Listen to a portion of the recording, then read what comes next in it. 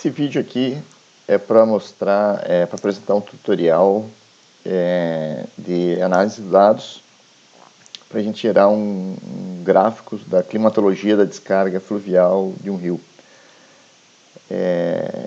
Eu vou fazer o tutorial escrito, mas primeiro eu vou fazer o tutorial gravado, bem como eu vou tentar gravar o tutorial dos outros tutoriais, né, o vídeo dos outros tutoriais, para vocês terem uma ideia do desenvolvimento, tá? E antes de começar, né, avisar que isso aqui é a segunda tentativa, né? Eu comecei a fazer uma tentativa antes, só que à medida que a gente vai fazendo, vai trabalhando, vai tendo alguns problemas durante o processamento, né, que daí tem que procurar ajuda no Stack Overflow e lembrar de alguns comandos que a gente não lembra, e daí o vídeo ficou muito longo, e já estava quase 2 horas, então quer dizer, vários vídeos que somando já estavam quase 2 horas, daí eu resolvi começar de novo, tá? Então eu vou passar rapidamente por algumas coisas para a gente começar então a fazer o processamento. Então, a nossa motivação, eu quero fazer um gráfico que mostre as médias mensais da vazão de um rio, né? Então essa é a nossa motivação. Então a gente vai, né, existe uma ferramenta, um banco de dados chamado HydroWeb, né, que é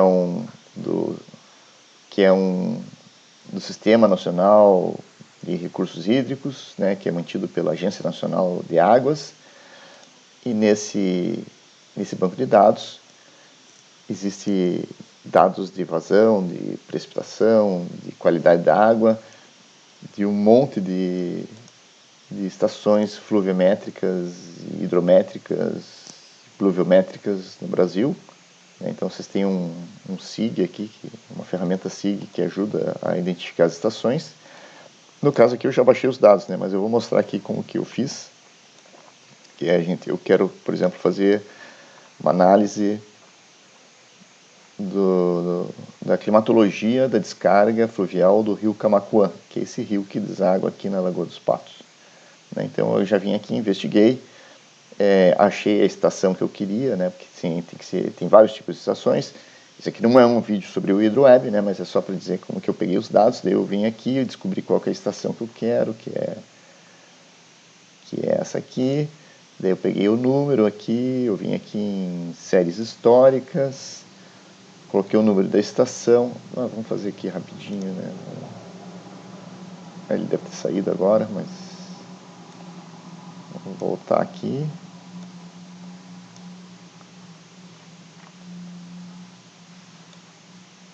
Só para vocês terem, acompanhar. Cadê? Esse aqui é o rio, aqui em Cristal. Então tem essa estação fluviométrica, que eu já sei que é essa que eu quero aqui. Daí eu pego o número dela aqui, copio, venho aqui em séries históricas, coloco aqui, cadê o código da estação? Aqui já estava aqui, inclusive. E daí ela vai me mostrar aqui o que? Consultar. Vai aparecer aqui o nome da estação. Eu venho aqui e descarrego os dados. No caso, eu prefiro trabalhar com o arquivo TXT, né, que é um arquivo ASCII com extensão TXT, e que daí eu coloco aqui abaixar e ele vai descarregar os dados no meu computador. Eu peguei esse arquivo, copiei para uma pasta, né, então isso aqui eu já fiz. E esse é o arquivo, né? Então deixa eu fechar aqui. Então deixa eu pegar aqui. Eu coloquei ele nessa pasta aqui, né? Camaquã RS. É um arquivo zip, né? Daí eu abri o arquivo zip, que é esse arquivo aqui, que tem todos esses outros arquivos zip dentro desse arquivo. E eu peguei então o arquivo que é o vazões, né? Extraí esse arquivo, que é esse aqui, vazões, underline T, underline o código da estação, e é um arquivo ASCII, né, com extensão TXT, e quando eu abro eu tenho esse conteúdo. E aqui é importante entender, né, o conteúdo do arquivo antes da gente começar a processar os dados. Eu já fiz isso várias vezes com várias estações, então eu já sei bem, mas quando a gente vai começar a processar uns dados que a gente não conhece como está a estrutura, nós temos que dedicar um tempo, um bom tempo, para a gente entender como é a estrutura de dados, porque uma vez que a gente entende bem como é a estrutura de dados, nós vamos poder saber o que nós precisamos fazer com essa estrutura para poder organizar os dados do jeito que nós queremos, para poder fazer o que nós queremos no final das contas. Tá? Então, isso é fundamental. Se você não conhece seus dados, não sabe como os seus dados estão estruturados, dificilmente você vai ter sucesso em processar esses dados. Então, essa é uma parte que demanda um investimento de tempo, né? Por exemplo, a gente às vezes pega dados mais complexos, então a gente tem que ler o manual, né, do metadata, como que está a estrutura, o que significam os códigos, né? Então isso é uma coisa que consome um pouco de tempo quando é a primeira vez que a gente vai fazer, né? Mas depois a coisa fica mais fácil. Então aqui eu sei, né, que tem essas primeiras linhas aqui são um cabeçalho, né, que não me interessam, né, para processamento de dados. Essa linha aqui é importante porque ela é a linha que o que informa o que tem em cada coluna. Vocês estão vendo tudo misturado porque nesse formato aqui as informações estão separadas por ponto e vírgula, né, que essa é uma regra importante que eu estou vendo que tem aqui. Eu estou vendo que a primeira coluna aqui, né, a primeira sequência de informações é o número da estação, depois tem uma outra sequência que diz aqui que é o nível de consistência, depois tem uma terceira que é a data, depois tem uma quarta que é a hora, que está vazio aqui, né, tem dois ponto e vírgula juntos, né, mas significa que tem um campo ali, né, entre um ponto e vírgula e outro ponto e vírgula. É um campo que ele está vazio, mas ele existe. E aqui tem uma série de códigos até que entra aqui, né, métodos, máxima, mínima, dia máxima, dia mínima e coisas assim. Até que se a gente for mais para aqui para o lado esquerdo, você vai ver que isso aqui vai longe. Parece que tem tamanhos diferentes, mas não interessa porque o número de caracteres é diferente de cada linha, mas o número de campos é o mesmo, né? Então isso é uma regra importante, quer dizer, todo tipo de informação tem uma regra de como essa informação é exportada e você tem que entender como que é essa regra para poder processar. Tá? Então eu sei que todas as linhas, a partir dessa linha aqui, que é o cabeçalho das colunas, que informa o que tem em cada coluna, todas elas têm o mesmo número de campos. Tá? O que muda aqui é o número de caracteres que tem em cada linha aqui, no caso que vocês estão vendo que um é maior, o outro é menor. Tá? E aqui eu sei que a partir de um ponto aqui, ó, eu começo os dados de vazão. Ó. Tem vazão 01, vazão 02, vazão 03, até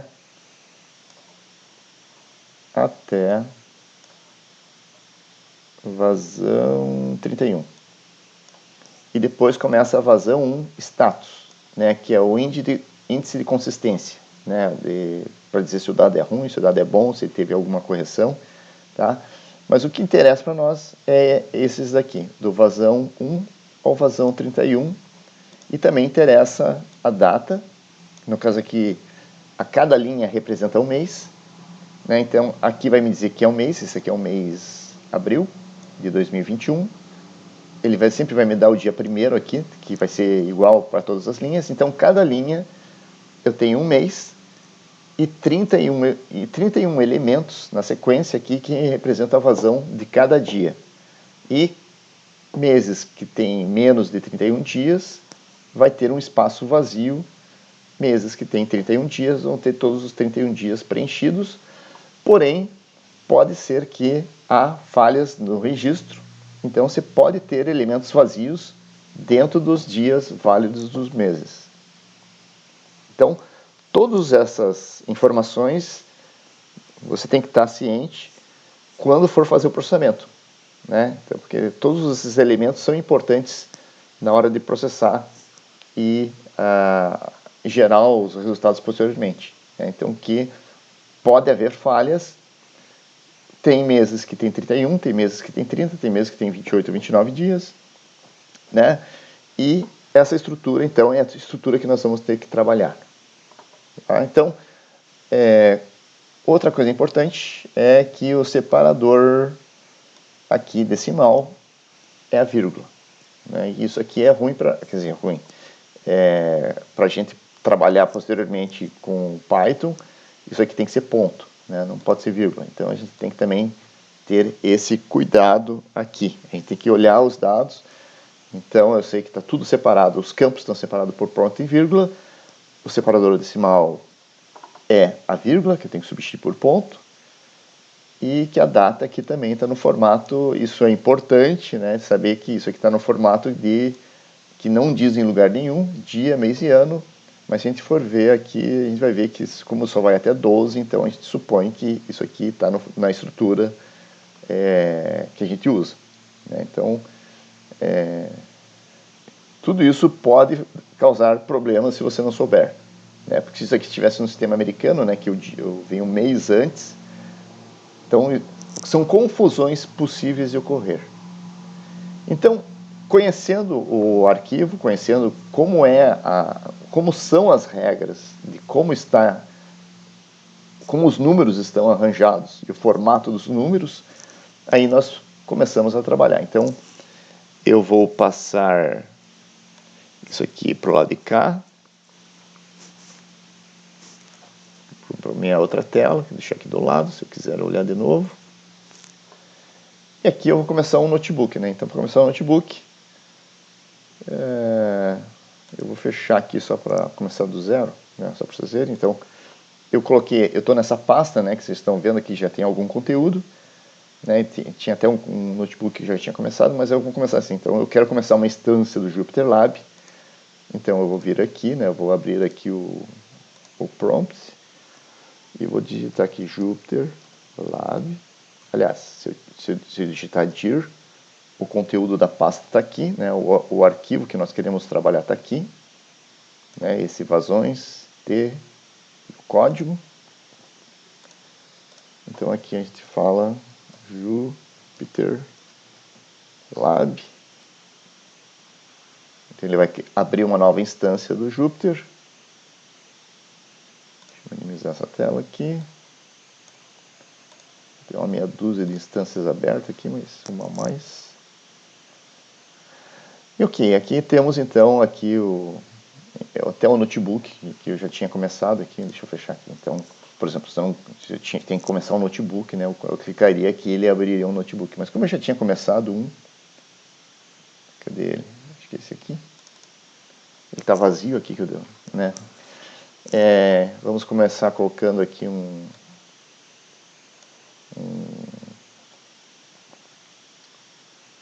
cabeçalho. Vou colocar aqui dados hidrológicos Rio Camaquã RS. E também aqui eu posso até colocar aqui, para que só ficar mais bonitinho, vou copiar aqui o cabeçalho aqui do arquivo. E aqui eu só tenho que pôr 2 espaços atrás de cada coisa aqui, porque pro Markdown reconhecer que é uma quebra de linha, para não ficar tudo truncado depois.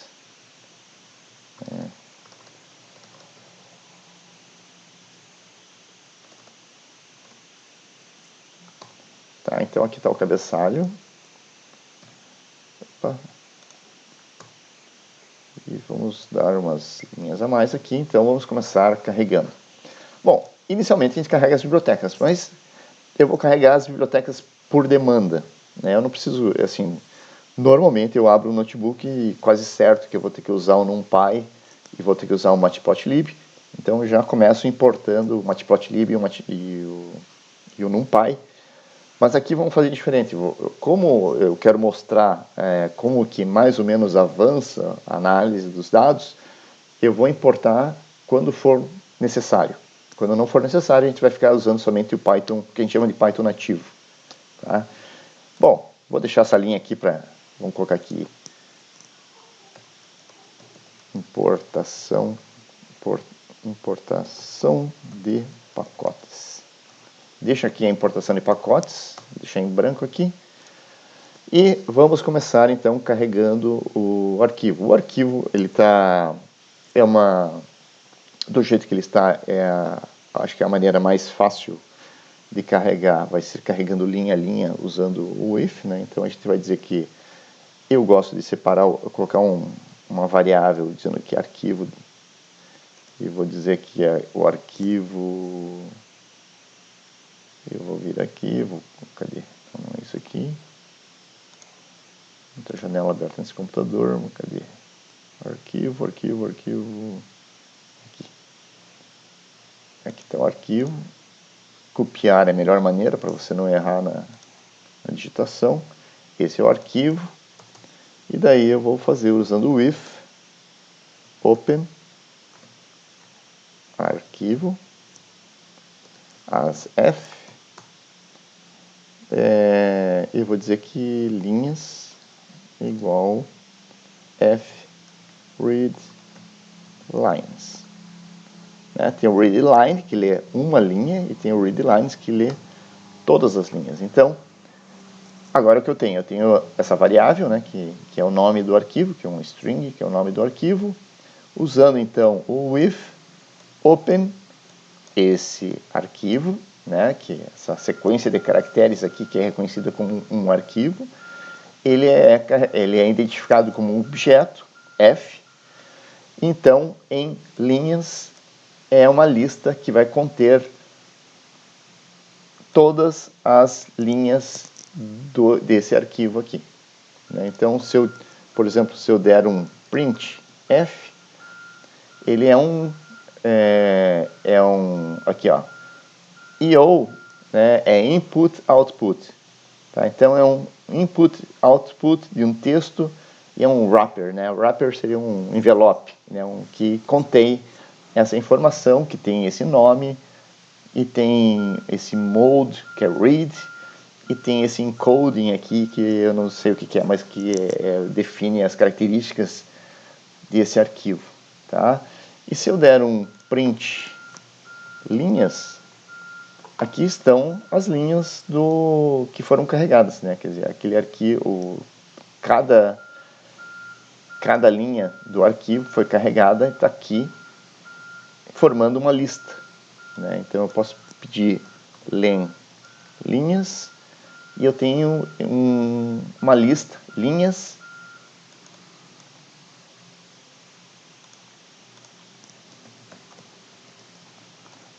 lista é um objeto lista, né, que tem 715 elementos.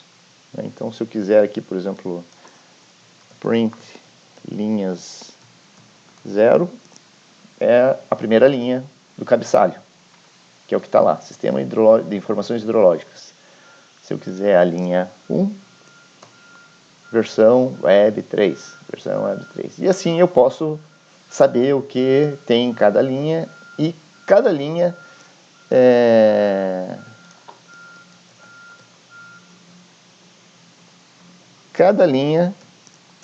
é uma string.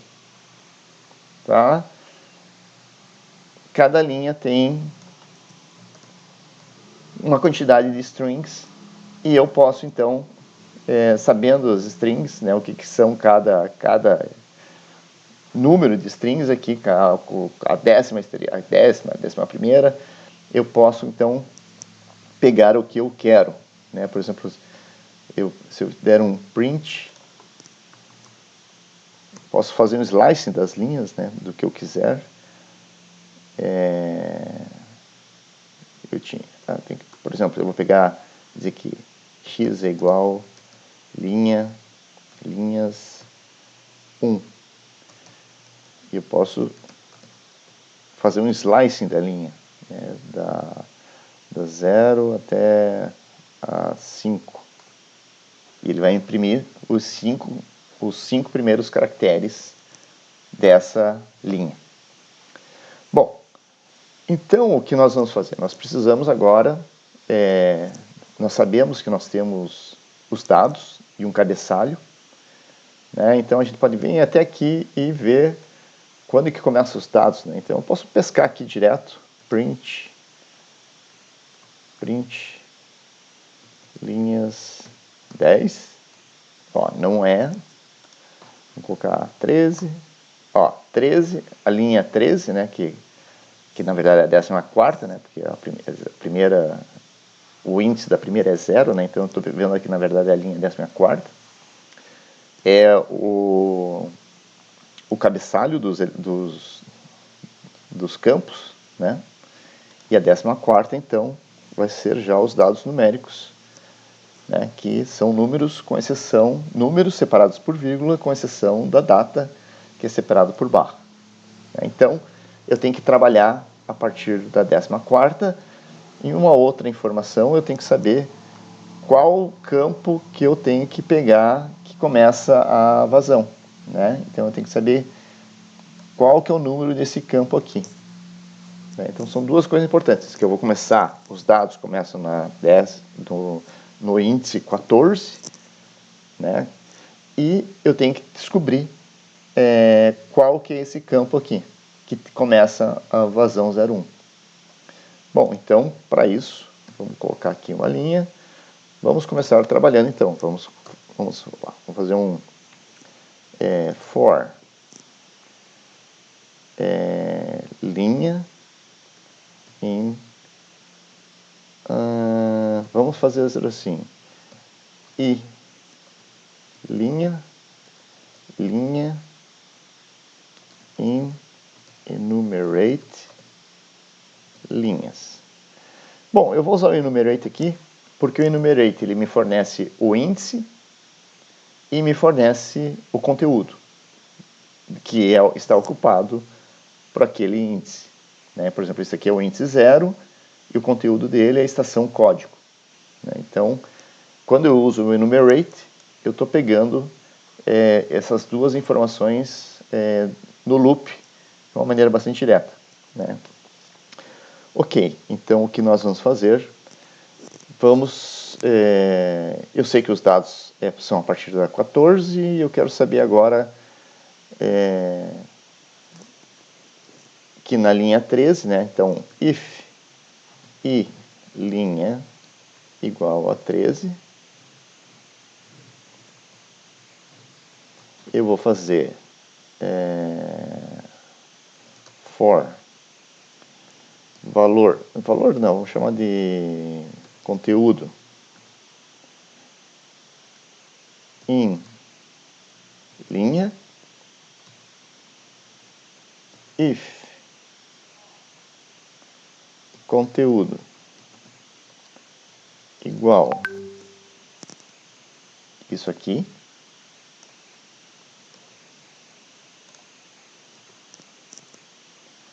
eu vou dizer que se isso aqui for verdade, eu vou dizer que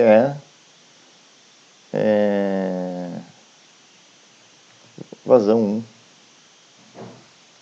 vazão 01 igual, aqui eu tenho que usar novamente um outro enumerate, porque eu quero, e vou dizer aqui i conteúdo, o i de índice, né, gente? Então, i conteúdo, aqui vai ser o índice, e aqui é o conteúdo, vai ser igual a i conteúdo. E vocês estão vendo que eu não estou poupando caracteres para escrever as variáveis, para ficar didático, né? Eu sei que aquela, assim, normalmente eu não sou tão verborrágico assim no nome das minhas variáveis, mas aqui didaticamente assim fica legal. Então, se eu executar isso, né, eu vou vir aqui e perguntar quem é a vazão 01. O que deu errado? Vazão 01. O que nós temos que fazer aqui antes de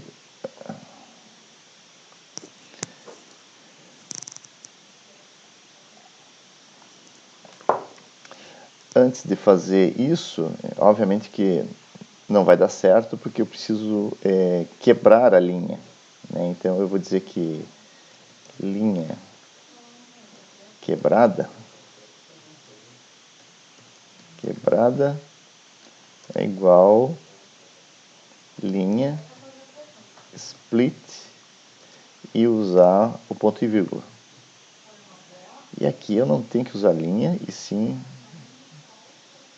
linha quebrada. Tá, agora sim, isso aqui vai me dar que a 17ª, o 17º elemento ali daquela linha é quem eu preciso começar a contabilizar. Então, antes não interessa. Quer dizer, só tem a data que eu quero pegar antes, mas a partir da 16 até 16 mais 31 são os valores de vazão. Tá? Então, esse código aqui é simplesmente, quer dizer, daqui até aqui é simplesmente para eu pegar o número que começa os dados. Depois que eu sei disso, tá? Então nós vamos agora pegar os dados. Então if e linha maior que 13, a linha 13, quer dizer, a 14ª linha, né, mas o do índice 13 é o cabeçalho, e aqui eu pego essa informação. Então, se ela é maior que 13, a partir dali começam os dados, e aí que eu começo a pegar os valores. Inclusive isso aqui pode ficar aqui mesmo, não vai fazer. Bom, e aqui novamente a gente começa quebrando a linha. Começa quebrando a linha. E inclusive podemos aqui até colocar um segundo método, que é já o replace, que é da vírgula por ponto.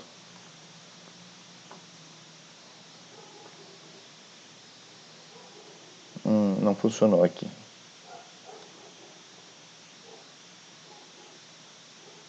Ah, sim, é porque aqui já está na lista, eu tenho que fazer isso aqui na linha. Então eu tenho que pegar aqui, dizer que linha replace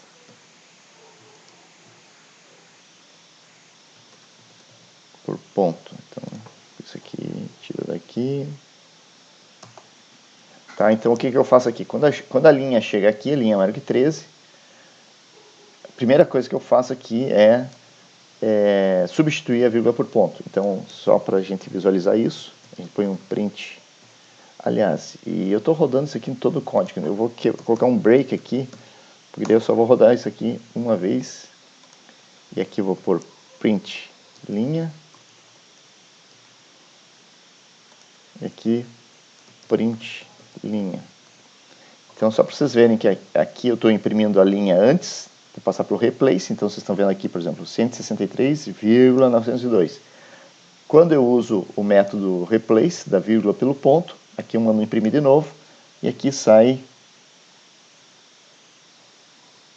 126,87. Ah, eu vou ter que fazer aqui, ó. Tá, não funcionou, eu tenho que colocar um linha igual.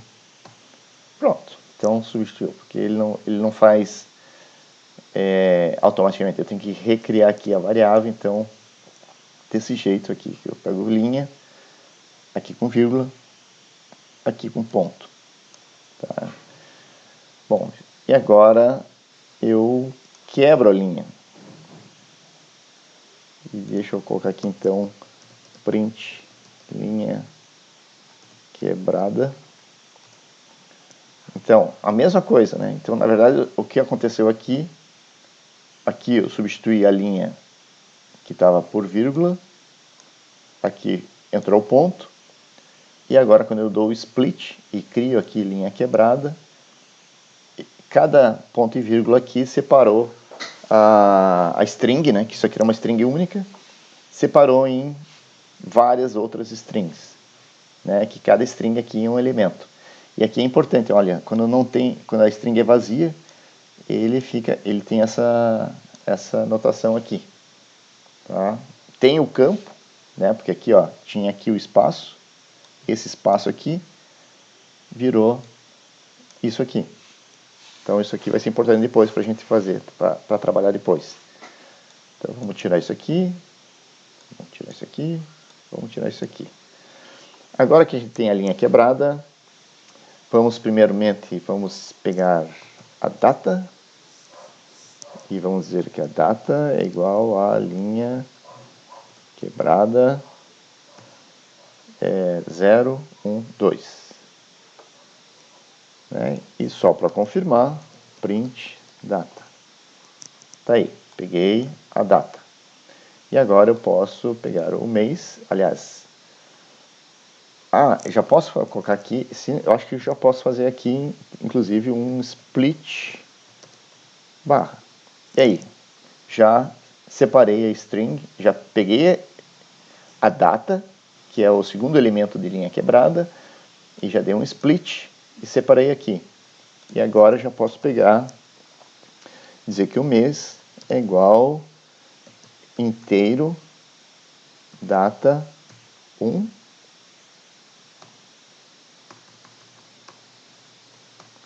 e ano é igual inteiro data 2.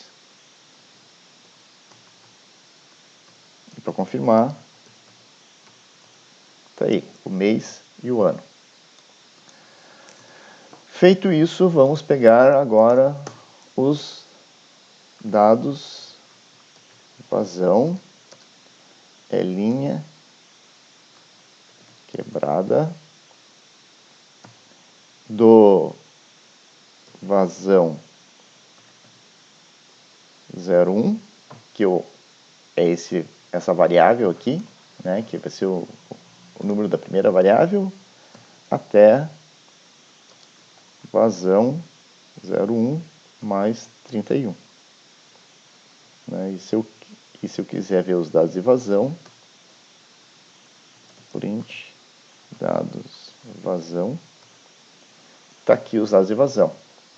E lembrando, né, que esse aqui é o mês 4. Então, janeiro, fevereiro, março, abril. Abril tem 30 dias. Então, o 31º campo está como uma string vazia. E depois eu tenho que dar um jeito nisso. E é importante que aqui estão todos os dias, né? Todos os 30 dias de abril estão com valores, mas pode acontecer que algum deles aqui estejam também faltando e eles vão estar caracterizados também como uma string vazia. Tá? Que isso eu preciso saber que isso pode acontecer, e se isso acontecer, eu tenho que preencher esse espaço vazio com alguma coisa, que no caso vai ser com not a number. Ok, então agora que a gente já tem os dados de vazão, eu tenho que saber que eu tenho esses dados de vazão. Às vezes eu tenho 30, às vezes eu tenho 31, às vezes pode ser 28, pode ser 29 dias. Tá? Então, para mim saber o que eu preciso separar dessa string como dados válidos, eu tenho que fazer aqui, eu tenho que saber o que é o que. Fevereiro é fácil, né? Todo fevereiro vai ter, o mês 2 é fevereiro, e vai ter 28 ou 29 dias, mas as outras opções são os meses de abril, maio, junho, julho, agosto, setembro e novembro. Então aqui eu vou criar outra variável, meses de 30 dias. E isso aqui vai ser uma lista que tem os meses que tem 30 dias. E aqui eu vou dizer que if mês em meses de 30 dias, dados vazão vão ser um slicing de dados vazão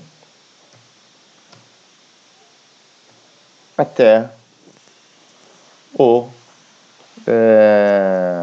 até o penúltimo, né? Aqui eu estou escrevendo isso. Do primeiro, que eu não preciso dizer aqui nada no primeiro, até os dois pontos, né? Até o penúltimo. Só antes de executar essa célula, eu vou colocar aqui len, mas eu não executei, eu acho. Len dados vazão. Ó, eu não executei ainda esse comando aqui, né? Essa célula aqui depois da modificação, mas dados vazão estão com... executei, tanto é que a gente está vendo aqui. Estão com 31 elementos. Depois que eu executar isso aqui, agora dados vazão estão com 30 elementos. Porque ele passou aqui, se mês está em meses de 30 dias, ele vai entrar aqui. Entrando aqui, eu estou fazendo o slicing e eliminando o último elemento. Agora, se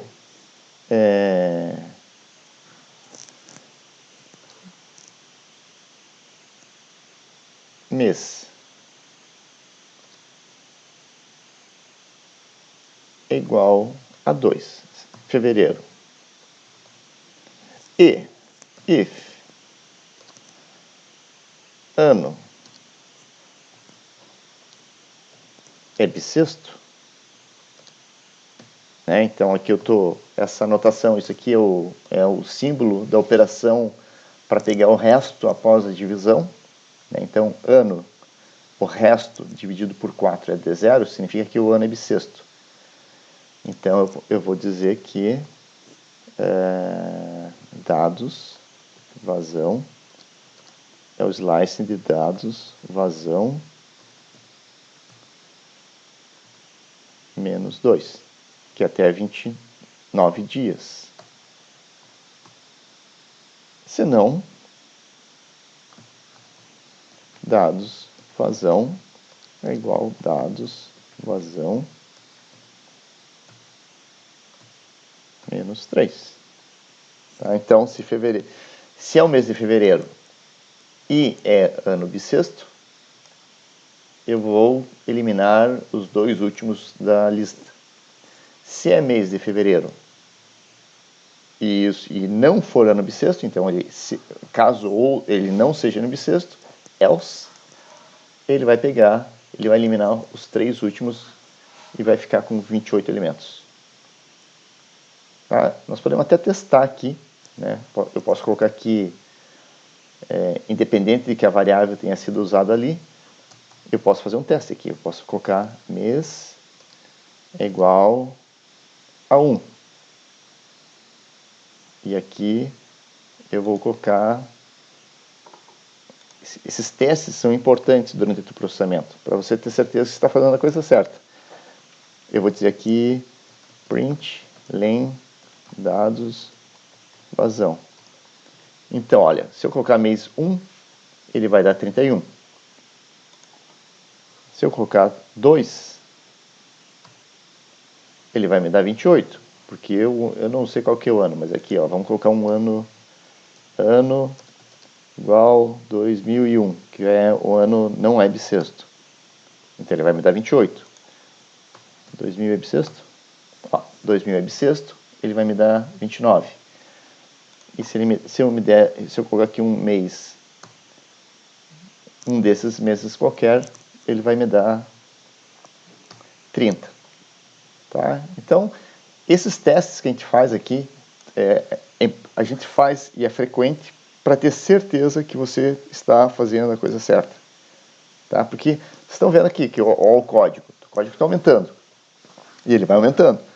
Então, cada passo que a gente dá, né, a gente faz essas verificações, né, porque é super importante depois, né, eu tenho certeza que eu fiz correto.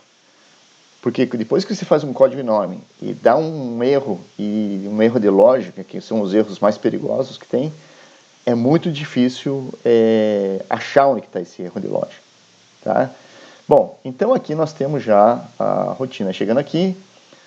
E aqui agora, bom, eu preciso também aqui eu peguei os dados de vazão, e agora eu tenho que transformar esses dados, aliás, e eu tenho que considerar também que pode haver falhas nesses dados. Eu tenho os elementos, eu tenho que transformar eles em número, porque eles são strings no momento, e tenho que transformar eles, e tenho que saber também se eles são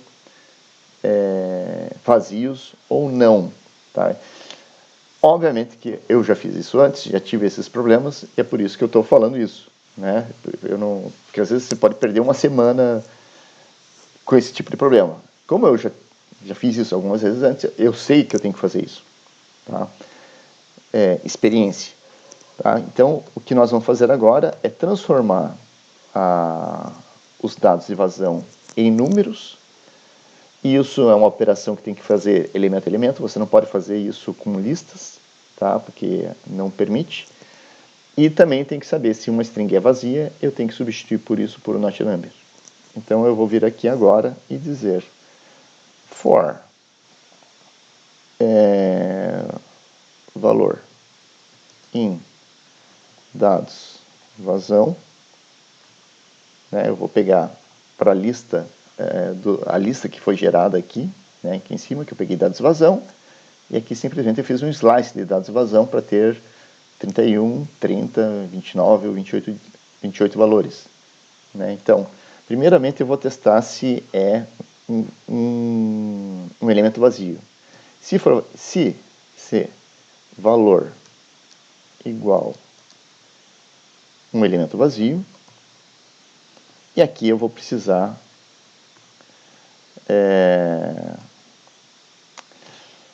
eu vou substituir isso por um NumPy. Agora eu vou precisar do NumPy, né? Porque não tem not number no Python nativo. Então eu tenho que aqui importar o NumPy. Então vamos começar importando. Import NumPy. Aliás, antes disso, né, se eu colocasse aqui... aliás, isso aqui tem que ser outra coisa. E valor. Eu vou precisar do índice. Enumerate. Então, se eu vier aqui e falar assim que... se ele é vazio, então eu quero que o elemento da lista, vazão e valor igual... por exemplo, se eu colocar not a number, ele não vai reconhecer, ele vai dar erro. Não deu erro? Não, ele não deu erro, mas ele não vai reconhecer isso aqui como not a number. Eu tenho que dizer que isso aqui é um NumPy not a number. Not a number ele vai dizer que simplesmente não deu erro.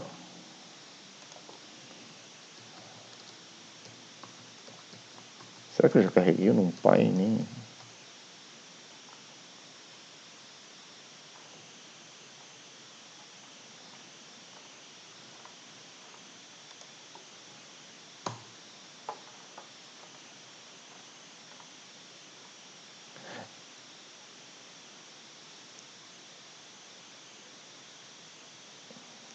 Tinha que dar um erro, porque o último elemento é 1. Eu não carreguei o NumPy, né? Por exemplo, se eu colocar aqui x igual a NumPy sum...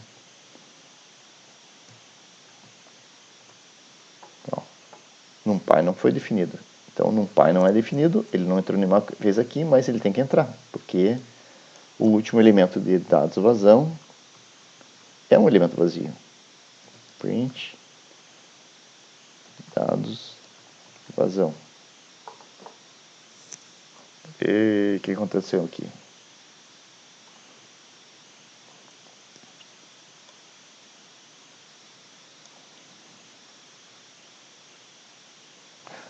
Óbvio. Tá. Tô pisando a bola aqui. Então, ele não vai entrar nenhuma vez, porque todos os elementos aqui são válidos. Então, em nenhum momento ele vai entrar aqui no... Tá, mas... eu vou colocar assim, se valor... Eu vou fazer assim, vou dizer que dados vazão colocar outro quarto é igual isso. Aí ele vai me dar um erro. né? Porque ele vai entrar aqui no looping, ele vai entrar nesse teste, e nesse teste ele vai precisar do NumPy, e aqui ele vai estar dizendo assim, ó, NumPy não está definido. Daí quando a gente carregar o NumPy aqui, as np, agora eu carreguei a biblioteca NumPy, agora ele não vai dar erro, tá? Então, obviamente que não ia precisar aqui porque, tá? Então aqui, então se tiver um elemento vazio, vai ser substituído por um not a number, que é importante, e else, o que vai fazer de else? Vai fazer aqui dados, vazão e valor é igual float valor.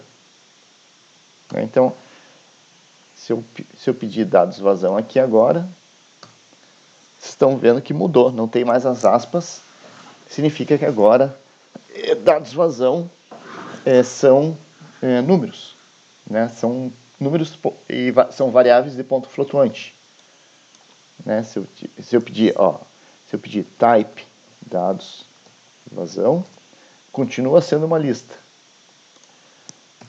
mas cada elemento dessa lista agora são float, números de ponto flutuante. Ok, e agora vamos ao tempo, né? Porque eu tenho o mês, eu tenho o ano, mas eu não tenho os dias ainda.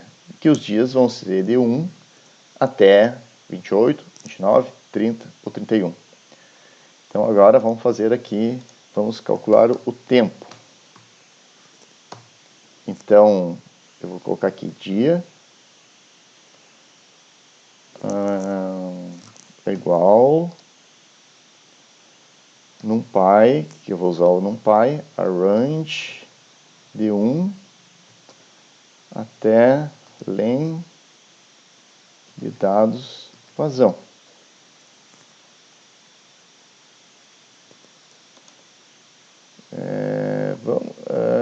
Só por causa é string aqui, vamos ver se isso aqui vai funcionar.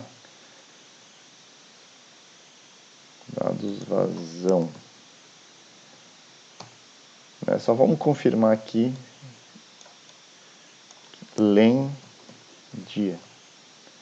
Ó, então aqui é o problema, porque o len é por causa do índice, né? Que o primeiro índice é 0. Então eu tenho que. E esse mês aqui é o mês 4, então ele tem 30 dias. E como o NumPy ele exclui o último elemento, né? Por exemplo, se eu pedir assim, ó, print NumPy arrange 1 até 5, ele vai só até o 4, ele não inclui o 5. Então aqui eu tenho que colocar mais 1, mais 1, e agora eu vou ter o tamanho certo. Len dia, tá aí, 30 dias. Tá? E, quer dizer, e print dia, tá aí, 1, 2, 3, 4, 5, e já são inteiros. Agora que eu tenho os dias, né, eu tenho os dados de vazão já, tenho os dias, agora vamos fazer o objeto datetime. Para fazer o objeto datetime, eu tenho que importar aqui import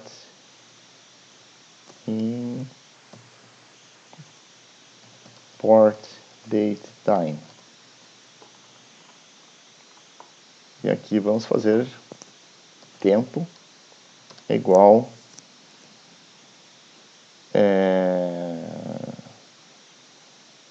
vazio. E vamos dizer for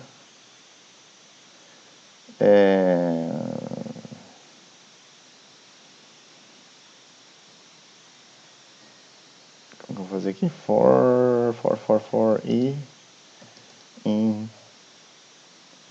range len dia.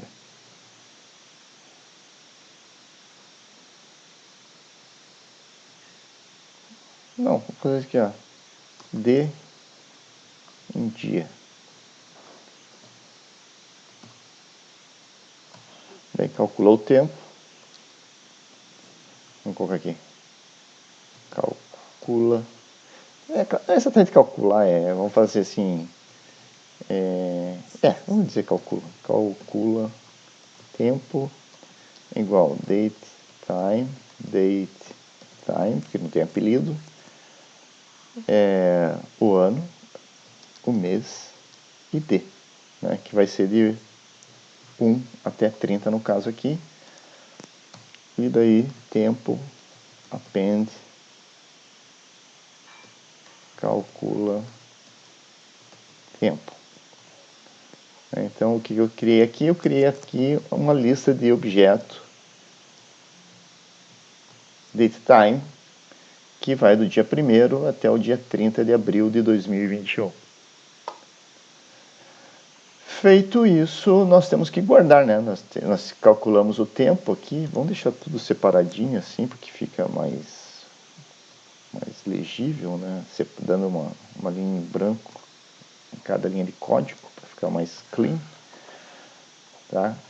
Então, vocês estão vendo que está ficando grande o código, né? Mas a gente sabe que está ficando grande, mas nós estamos testando cada passo que nós damos, nós testamos para ver se estamos fazendo certo, e aí vai se indo. Então, agora que a gente já separou as linhas, pegou a vazão, criou o tempo, nós temos que guardar tudo isso aqui. E para guardar tudo isso aqui, a gente vai usar uma maneira de guardar, tem diferentes maneiras de fazer isso. Nós vamos fazer um guarda tempo é igual um objeto vazio e guarda vazão objeto vazio. E agora nós vamos fazer uma juntar as listas, né, palavrinha difícil, que no caso do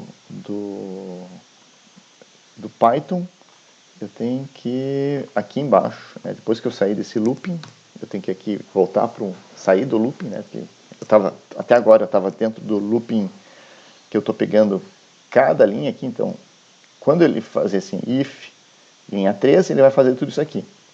Quando ele sair desse looping, né, que ele fez tudo isso aqui dentro desse loop, eu vou guardar. Então eu vou dizer que guarda tempo é igual guarda tempo mais tempo. E guarda vazão é igual guarda vazão mais dados vazão. Isso aqui não é uma soma, isso aqui é simplesmente você está fazendo um ajuntamento de listas, tá? Que é interessante quando a gente faz isso com listas. Se isso aqui fossem arranjos, se fosse arrays, né, num PyArrays, né, que seria arranjos, isso seria uma soma de elemento a elemento. Seria uma coisa que a gente chama de broadcast. E os dois arranjos teriam que ter o mesmo comprimento. Mas aqui, no caso, é simplesmente um ajuntamento de listas. E feito isso, vamos tirar esse break aqui, executar, não deu erro. E para ver se a gente fez certo, né, então, se tudo está certinho, vamos ver aqui, por exemplo, len guarda tempo. Olha, ele criou um vetor de 21.000 linhas, 21.760 elementos, né? E vamos ver se, só para ver se ficou igual, né? Print len guarda tempo len guarda vazão. Ok, os dois com o mesmo número de elementos, né? Então aparentemente as coisas estão indo bem. E podemos, se está tudo direitinho, vamos agora carregar o matplotlib. Import matplotlib pyplot ASPLT. E aqui, se está tudo certinho, eu posso fazer um plt plot guarda tempo guarda, vazão. E aqui nós temos um gráfico que mostra então os números, né? Então aqui embaixo eu tenho o tempo, a data, né, de 1960 e tantos até 2021.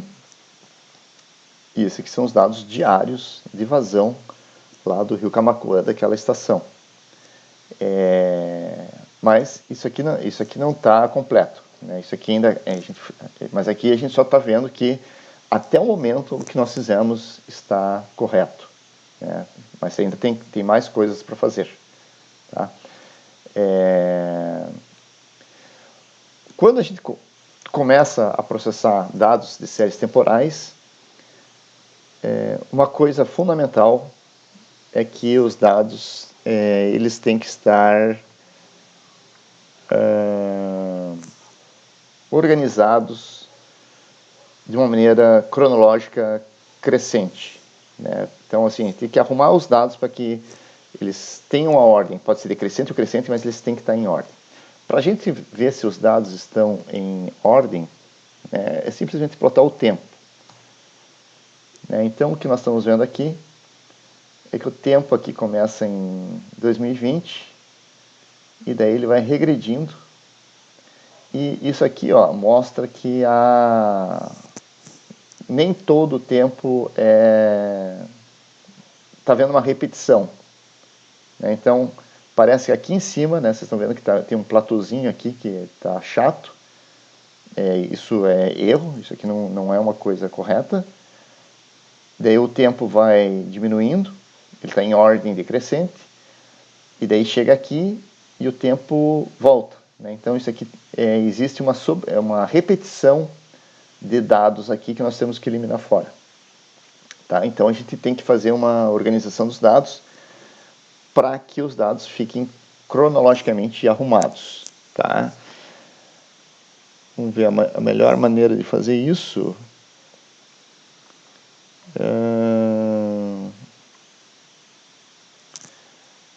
Vamos usar aqui uma ferramenta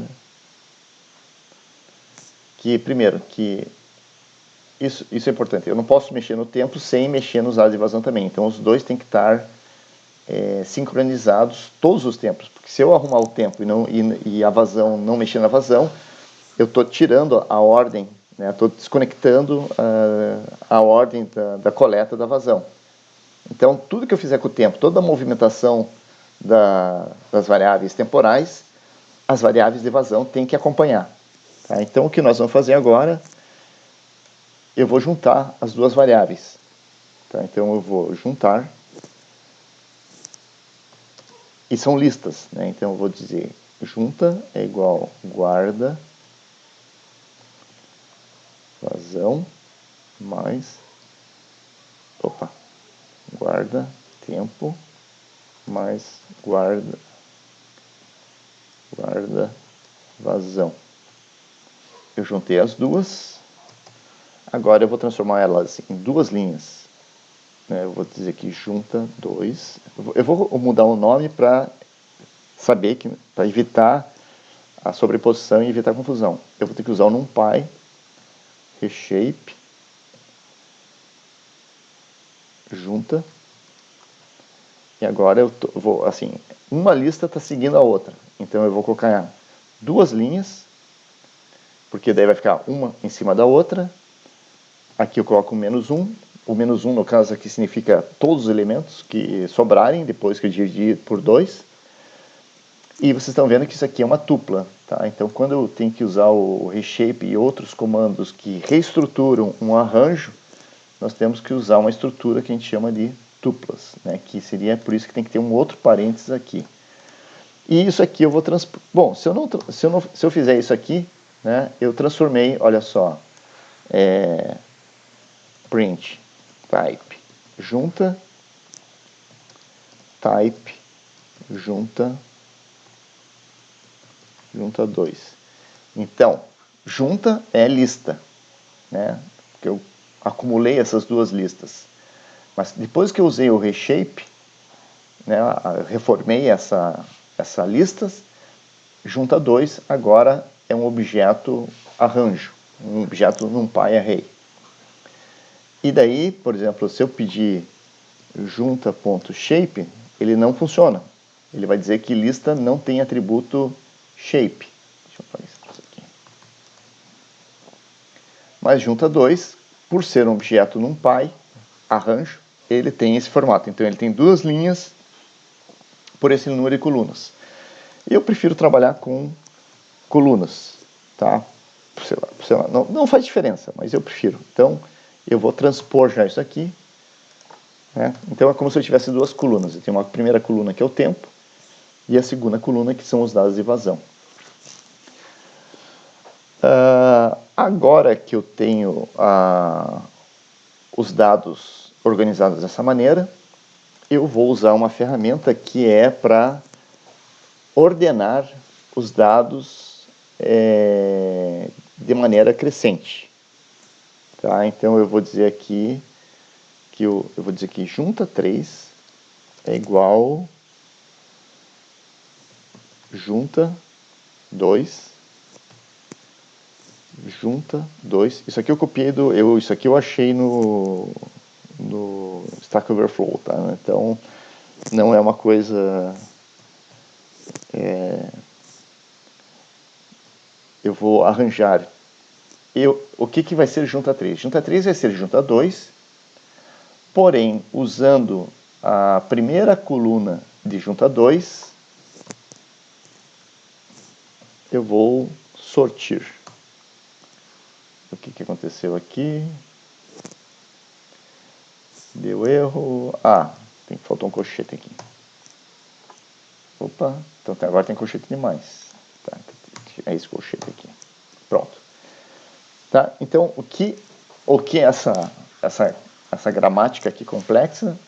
Né? Então eu estou falando aqui junta 3 vai ser o junta 2, que foi criado aqui, sendo que usando a primeira coluna de junta 2, eu estou aplicando o método argsort. Então, vamos ver o que aconteceu. Então, se eu der um plot, aliás, tem que ser plt plot, junta 2, eu vou ter isso.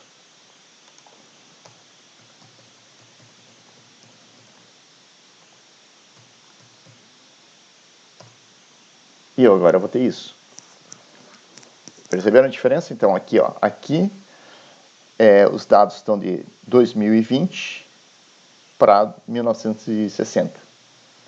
E depois que eu fiz a seleção em ordem crescente, os dados começam em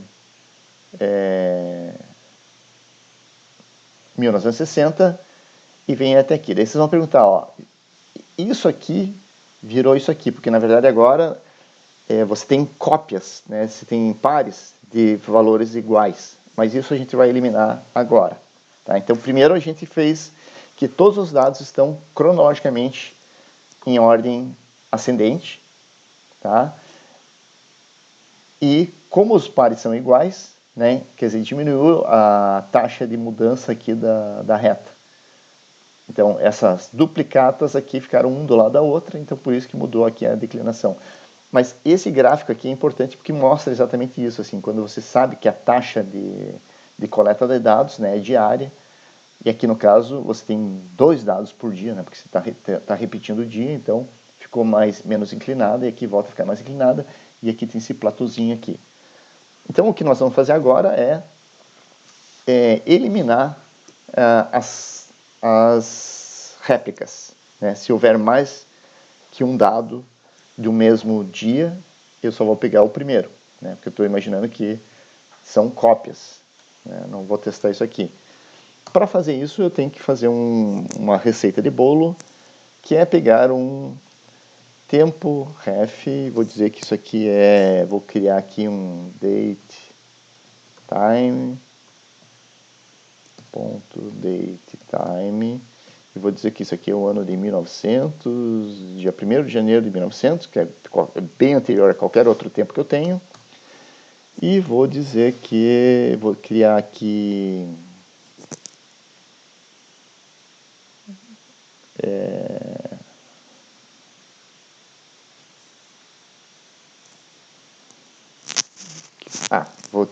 fazer assim. Então, vou criar uma lista de índices vazios.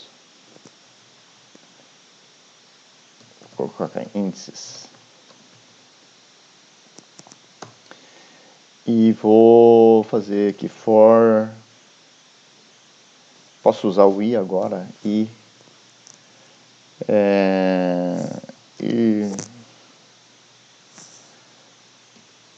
valor in enumerate junta 3, 0. Então eu vou fazer o loop baseado nos elementos da primeira coluna de junta 3, que são esse tempo aqui já uniformizado.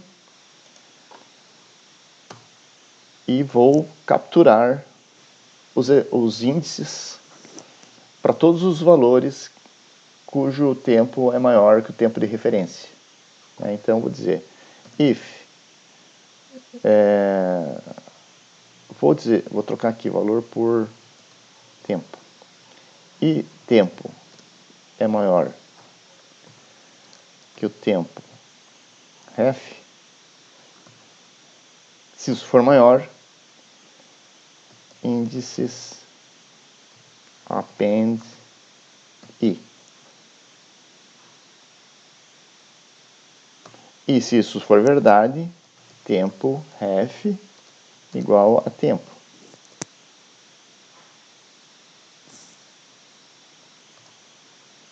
Então, o que nós estamos fazendo aqui? Repetindo. Aqui eu criei um tempo bem no passado, um tempo bem mais no passado que tem os dados. Então, qualquer valor de tempo dos meus dados vai ser maior do que esse elemento aqui. Então, ou podia ser pegar até o primeiro elemento, tá? Podia ser até o primeiro elemento do... Tanto faz. E aí, o que eu crio uma lista vazia. E aqui, o que eu faço? Aqui eu pego for i, o índice, e o valor do tempo em enumerate junta 3, coluna 0, que é o tempo. Se esse valor for maior que o tempo de referência, eu quero. Então eu aguardo o índice. E esse tempo aqui passa a ser o meu novo tempo de referência. Significa que só vai entrar aqui de novo se o tempo aumentar. Se o tempo não aumentar, ele não entra. Tá? E depois de feito isso,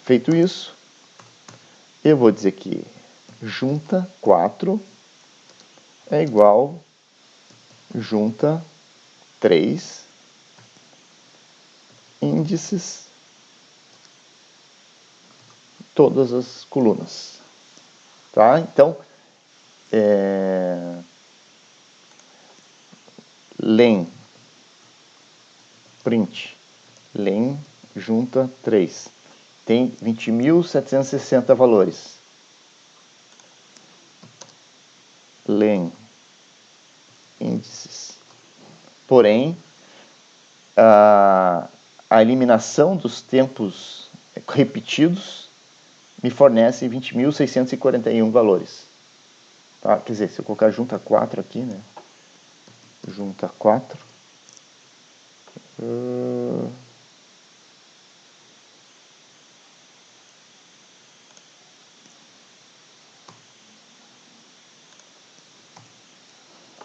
Então, fazendo isso aqui, junta 3, 21.760 elementos.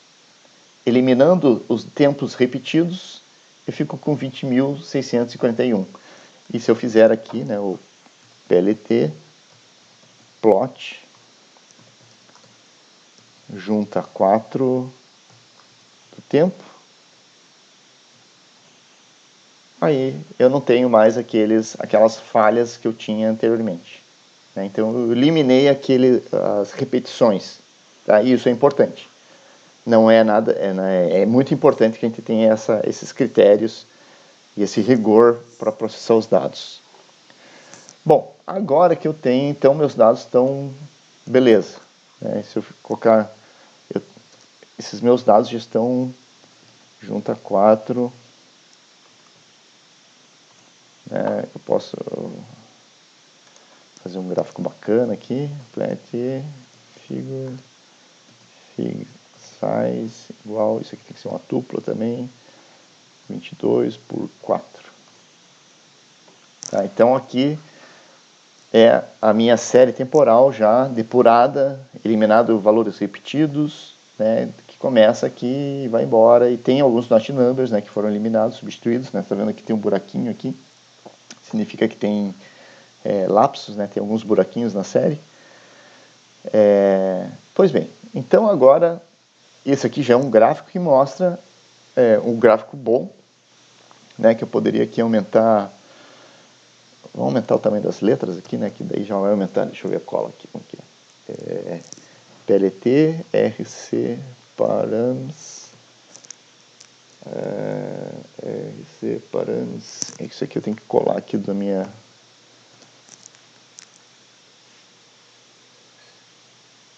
Não. Update.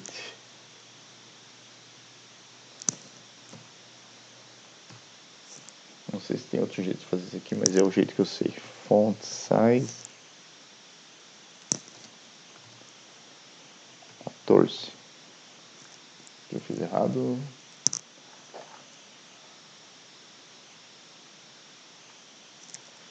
RC, PLT, RC, param, update.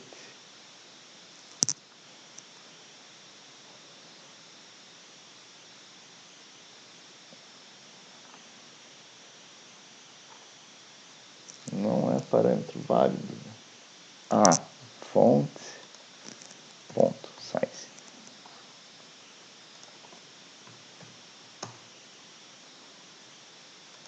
Deixa eu aumentar aqui para ficar mais bonitinho. 18, pronto. Tá, então eu aumentei o tamanho da letra. Se não quiser PLT, ponto, show. Tá, só para apagar aquilo que está aqui. Então aqui eu já tenho a série temporal depurada. Tá, então, lembrando, né, eu peguei o arquivo que está nesse formato aqui, as linhas, os meses estão organizados, assim, os dados diários de evasão estão organizados em linhas, cada linha representa um mês, e tem mês que tem 28, 29, 30, 31 dias, e pode ter not numbers ou não, pode ter espaço vazio ou não. Então, depois de todo esse processamento aqui de pegar os dados, criar o tempo, organizar o tempo, eliminar os dados repetidos, eu tenho agora a série temporal, que já é a série temporal que eu posso trabalhar e fazer coisas com essa série temporal aqui, né? Analisar essa série temporal aqui, né? Mas o que eu quero fazer é o dado das médias mensais, né? Pegar todos os dados das médias de janeiro, pegar todos os dados coletados em janeiro e fazer uma média. Pegar todos os dados coletados em fevereiro e fazer uma média. Então o que nós queremos fazer é uma climatologia da vazão, né? Ver se existe um padrão sazonal entre meses do ano. Para fazer isso, nós vamos fazer o quê? Nós precisamos saber os índices para cada mês, né? Então, nós vamos dizer aqui que... Estou vendo a minha cola aqui do lado, né? Então, eu vou criar uma lista vazia, índices, meses, igual aqui, assim, e vou dizer que for i em junta 4 0, né, para o tempo.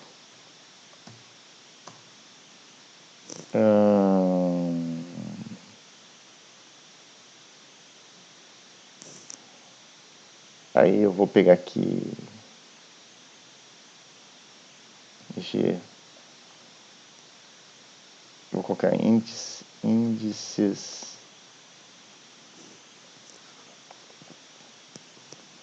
mês. Então, esse aqui é o índice dos meses, esse aqui é o índice de um mês qualquer. Vazio.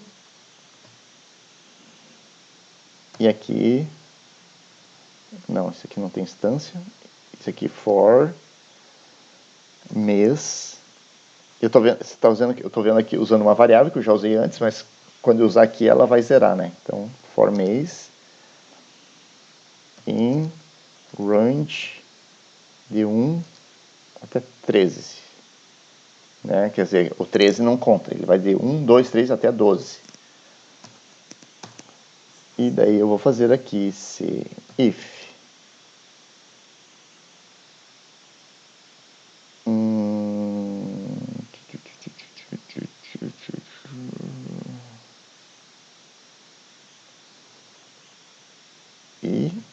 e data in enumerate isso aqui, né? Então eu tenho que fazer, eu tenho que pegar o valor também. Então esse é o índice e a data enumerate junta 4 do tempo. E aqui vamos quebrar isso aqui, tá ficando muito tumultuado isso aqui.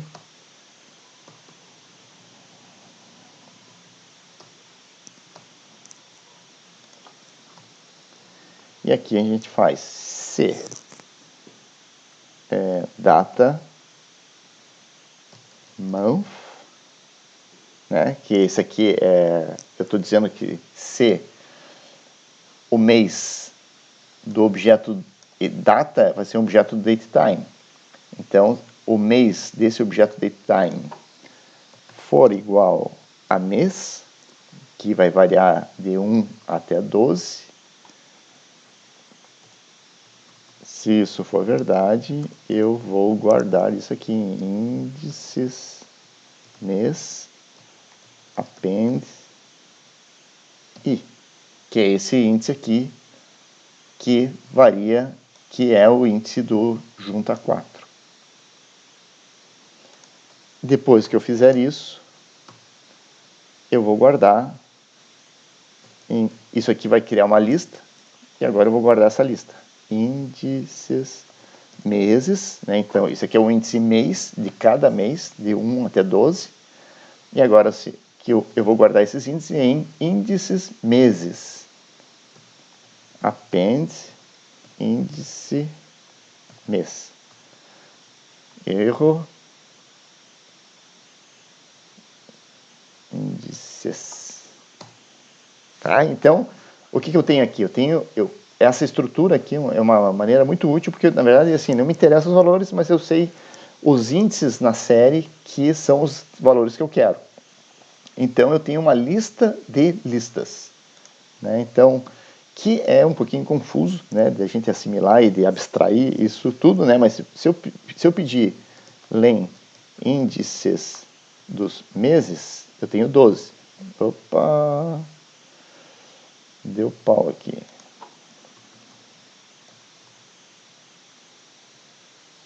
O que deu errado aqui?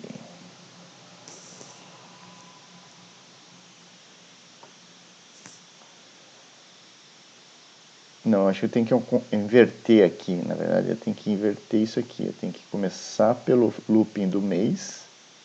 Deixa eu apagar tudo isso aqui. Eu vou começar pelo looping do mês. For mês in range 1 até 13. Daí eu vou dizer que índice mês é igual nada. For, sim, primeiro ele vai pegar aqui, depois eu vou rodar todos os i junta, vou colocar i tempo in enumerate junta 4, né? Junta 4.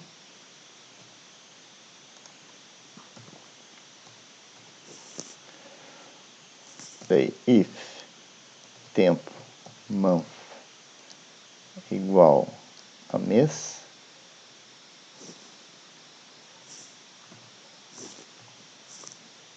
índice, meses, mês, append e tempo.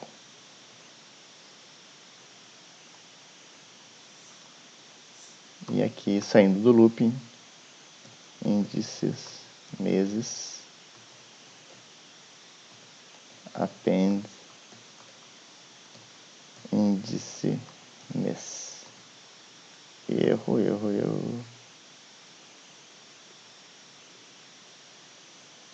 Ah, óbvio, tem que dizer aqui que é índice mês não definido. É, índices mês. Índices mês, aqui também 0, então agora vamos ver.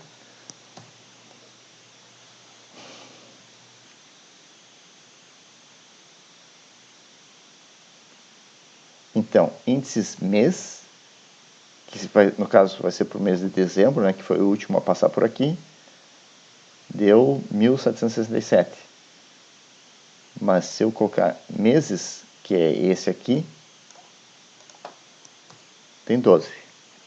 Tá? Então, aqui eu estou criando uma lista que tem 12 listas. Né? Então, índice mês tem 12 elementos, cujo cada elemento é uma lista dos índices de cada mês. Então, eu tenho aqui os índices de janeiro, os índices de fevereiro, os índices de março e assim por diante. Agora que eu sei esses índices, eu posso calcular as médias de cada mês. Então eu vou vir aqui e vou usar novamente for mês in range e 13. Podia ter feito ali? Até podia, mas vamos fazer por partes. E vou colocar aqui, vou colocar aqui a média e o desvio padrão. Também dá para, assim, quer dizer, não vou fazer aqui, mas em vez de usar a média e desvio padrão, interessante também fazer a média, em vez de usar a média, usar a mediana, que até é mais representativo. A mediana e os quartis de 50%, quer dizer, 50% é a mediana, 75%, 90%, que fica até mais interessante, é mais é uma informação mais interessante que a própria média, né? Saber a mediana, que seria assim. Mas isso aí pode ficar para uma outra vez, vocês podem fazer por conta própria. Então aqui eu vou fazer aqui, vou dizer que vou separar os dados, né? Eu vou dizer que dados mês é igual junta 4. Quem são? Índices, meses do mês que eu quero. E aí eu não preciso mais pegar o tempo, né?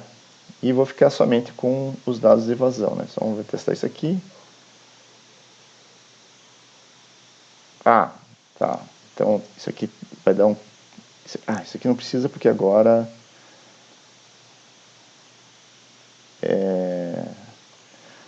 O que acontece aqui é que eu não estou usando mais o mês, agora é o índice.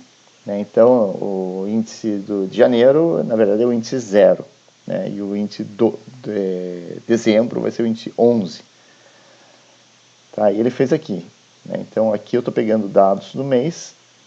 Cada vez que ele passar por aqui, ele vai pegar junta 4.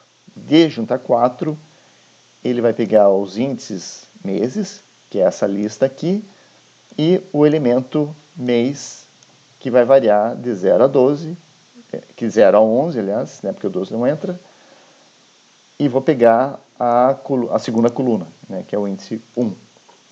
Feito isso, eu vou dizer que calcula a média igual NumPy not a number mean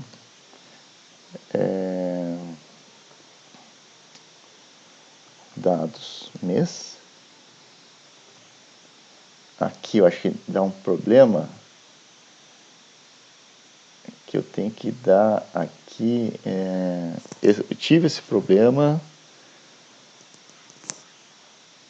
e eu tenho que eu tive que procurar ajuda no só para vocês verem uma coisa interessante. Se eu usar o min, ele vai funcionar. E se eu pedir aqui o print calc média, ele vai me dar um not a number. Mas não faço ideia, porque se eu pedir o not a number min, ele vai me dar esse erro. Tá? Então o que eu fiz? Eu peguei, fui lá no Stack Overflow e procurei aqui, procurei lá, até que eu descobri que aqui eu tenho que pôr para isso aqui funcionar. Não sei porquê, não faço ideia. Eu tenho que colocar, porque ele estava dizendo aqui, ó, float object has no attribute dtype. Então eu tenho que fornecer aqui um dtype para ele. E aqui alguém sugeriu que a maneira de solucionar isso aqui é colocar aqui um float 32 e agora funcionou. Né? Então se eu colocar aqui, vai dar uma média aqui. Então, coisas do Python, né, que deve ter alguma razão para isso, mas eu não faço ideia qual seja, mas isso aqui funciona. E vou calcular também o calc desvio NumPy not a number std dados mês e type igual float 32. E vamos guardar média append calc média desvio append calc desvio. Então vamos ver, fazer primeiro um gráfico mais ordináriozinho, plot média. E aí temos a média mensal da vazão do rio Camaquã, lá naquela estação pluviométrica, e a variação das médias mensais.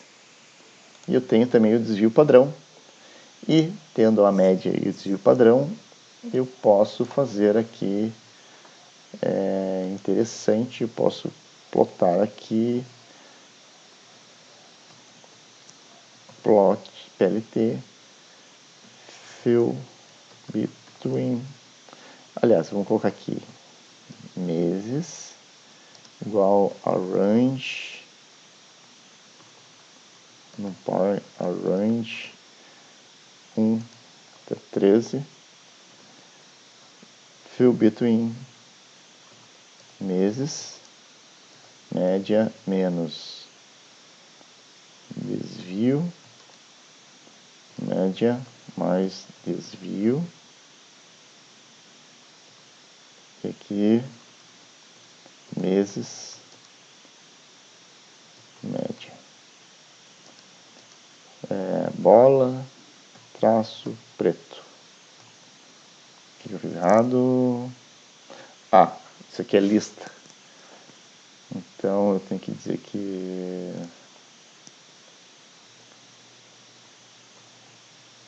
média igual NumPy array média, porque isso aqui é uma operação de broadcast, né? Na verdade vocês viram lá em cima que eu tinha feito isso aqui para juntar duas listas, mas agora eu não quero juntar duas listas, eu quero somar, né, a média com o desvio e subtrair. Então isso aqui chama-se broadcast, e eu tenho que, isso aí só pode ser feito com arranjos, então eu tenho que transformar isso aqui em arranjos. E aqui temos então plt show, para não aparecer isso aqui. Não está um gráfico muito bonito.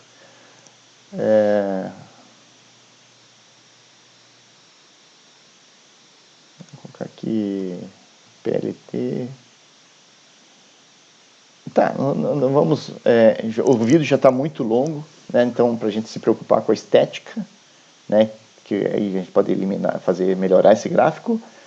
Mas aqui temos o resultado, né? Quer dizer, o resultado seria fazer um gráfico todo cheio, bonitinho, no final das contas, mas esse aqui é o objetivo, né? Então, agora nós temos a variação climatológica da vazão do rio Camaquã para aquela estação em Cristal, que fica ali na BR, baseado em 60 anos de desde 1960 e poucos, dados diários, né? Então, agora, esse processamento aqui, né? Desde carregar os dados, nós usamos esses três pacotes, carregamos os dados, arrumamos os dados, verificamos a integridade dos dados em termos da ordem cronológica, né? A gente pressupõe que os dados de vazão estão corretos. Fizemos aqui vários elementos fundamentais para verificar a qualidade dos dados, né? da série temporal, e depois, a partir de que isso está feito, né? Quer dizer, a gente identifica os índices que representam cada mês do ano, e a partir daí, então, nós podemos calcular as médias e desvio padrão, e o resultado, então, seria esse gráfico, que aparentemente é um gráfico simples, mas requer todo esse processamento prévio para a gente poder chegar nesse gráfico e com confiança que esse gráfico representa efetivamente a informação que nós pegamos daquele arquivo lá do HydroWeb. Tá? Então, importante assim também que vocês vejam que durante o processamento, a gente vai testando cada passo que a gente vai dar. Cada passo que a gente dá, a gente verifica para ver se está fazendo certo, e se está certo, daí a gente vai adiante. E que não é um processo começar e terminar, né? Tipo, volte e meia a gente erra, como eu já disse, isso aqui é a segunda versão desse filme, desse vídeo, né? Porque a primeira versão eu tive que parar várias vezes para ir procurar ajuda, por exemplo, para descobrir que até eu descobrir, né, pegar esse erro aqui, descobrir que tinha que colocar o dtype float 32, demorou vários minutos, né, porque você entra num fórum e vê uma pergunta, vê a outra, até que você acha uma solução, né. Então, por exemplo, outra coisa que demorou um pouquinho, né, fazia algum tempo que eu não usava isso aqui, né, então até eu lembrar, que assim, até achar lá um fórum, que alguém que faça isso aqui, porque dá uma resposta isso aqui. Então, esse tipo de coisa que a gente não usa frequentemente, a gente esquece, e cada vez que vai precisar, aí tem que acessar os fóruns, ou melhor, né, você ter tipo notebooks de guia para você mesmo, né, assim como esses tutoriais que eu estou fazendo, eles servem para mim também, para eu poder lembrar, como que é que eu fiz aquilo, aquele tempo lá, você volta lá e vê. Então é isso aí, gente. Então eu sei que é um vídeo longo, né, mas é um vídeo que mostra o que é o processamento. Antes a gente viu carregar dados e fazer um gráfico, agora nós estamos carregando dados, consistindo os dados e depois fazendo um gráfico. E com algumas estruturas que são muito úteis para várias coisas em diferentes maneiras. Tá? Então, ok. Terminamos esse vídeo, que ficou com 1h30.